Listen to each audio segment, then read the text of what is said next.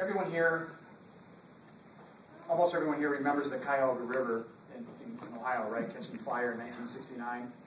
I mean, I recall up into the early 80s, you didn't really want to go fishing in Lake Erie. Today it's a world-class fishery, of course, but that fire in the river really caught the attention of politicians, grassroots leaders, and just everyday citizens around the country that, hey, something's wrong here, we've got to take action. And that was kind of the impetus in Washington for a whole bunch of different regulations, laws, and acts that were put in place in that time frame. And it's really important to emphasize that those things were all approved with strong bipartisan support.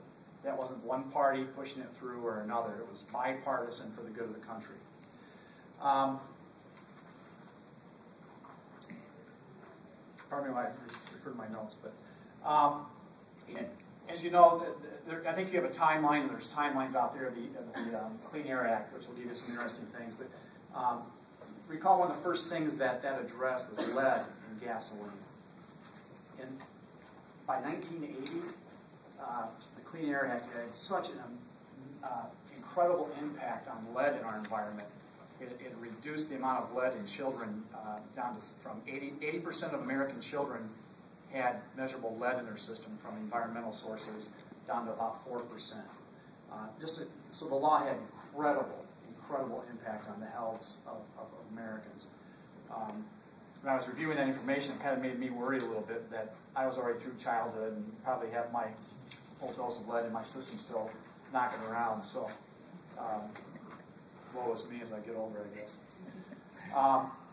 Now, again, back to bipartisan thing.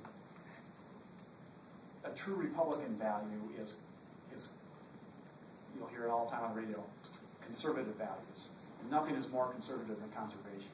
So this is a Republican value, it's a Democratic value, it's an independent value, and that's why we're here tonight to talk about the challenges the EPA and the Clean Air Act are facing right now, what we can do about it, and the very importance to our daily lives and our future.